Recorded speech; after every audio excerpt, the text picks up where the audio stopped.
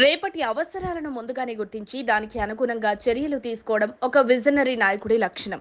ఈ విషయంలో ఆంధ్రప్రదేశ్ సీఎం చంద్రబాబు నాయుడు ముందుంటారు. భవిష్యత్ అవసరాలను దృష్టిలో ఉంచుకొని ఆయన అమరావతి రాజధాని కోసం మరో 30,000 ఎకరాల భూమి సేకరణపై దృష్టి పెట్టారు.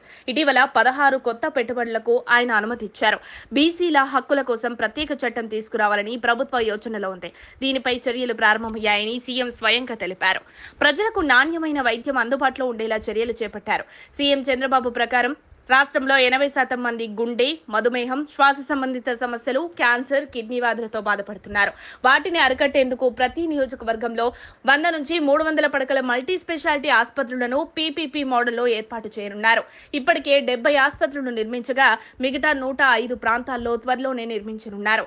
అమరావతిలో 200 ఎకరాల్లో గ్లోబల్ మెడిసిటీ ప్రాజెక్టును ప్రారంభించనున్నట్లు ప్రకటించారు. ఇందులో 100 ఎకరాల్లో వైద్య సేవలు, 40 ఎకరాల్లో నివాసాలు, మరో 40 ఎకరాల్లో వాణిజ్య కేంద్రాలు, 20 ఎకరాల్లో సేవా కేంద్రాలు ఏర్పడతాయి. అమరావతి అభివృద్ధికి కేంద్రం 4,285 కోట్లు విడుదల చేసింది. ఇందులో 750 కోట్లు కేంద్ర నిధులు కాగా మిగతా మొత్తం వరల్డ్ బ్యాంక్, ఏడీబీ రుణాల రూపంలో సిఆర్డీఏకి అందించారు. ట్రంప్ సుంకాల ప్రభావం రాష్ట్ర ఆక్వా రంగంపై పడిన నేపథ్యంలో సీఎం చంద్రబాబు తక్షణ చర్యలు తీసుకున్నారు. రైతులు, వ్యాపారులతో సమావేశమై సమస్యలు అర్థం చేసుకున్నారు. స్థానిక వినియోగం పెంచాలని సూచించారు. అంతర్జాతీయ మార్కెట్ సమస్యలను పరిష్కరించేందుకు కేంద్రంతో చర్చిస్తామని హామీ ఇచ్చారు. ఎగుమతిదారులు 100 కౌంటర్ రొయ్యకు కనీసం 220 ధర చెల్లిస్తామని హామీ ఇచ్చారు. సేవల పారదర్శకత కోసం ఆర్టీజీఎస్ పై సమీక్ష జరిపారు. ప్రజలకు వాట్సాప్ గవర్నెన్స్ సేవలు అందుబాటులోకి తీసుకురావాలన్నారు. గేట్స్ ఫౌండేషన్, ఐఐటీ మద్రాస్ వంటి సంస్థల నిపుణులతో ప్రత్యేక సలహా మండలిని ఏర్పాటు చేయాలన్నారు.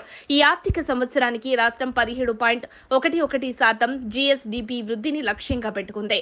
చంద్రబాబు హయాంలో 2014-2019 మధ్యలో 13.49% వృద్ధి నమోదు కాగా జాతీయ స్థాయిలో అది 10.98% మాత్రమే. జగన్ అధికారంలోకి వచ్చిన తర్వాత రాష్ట్రం జీఎస్డీపీ వృద్ధి రేటు 10.32%కి తగ్గిందని విమర్శించారు.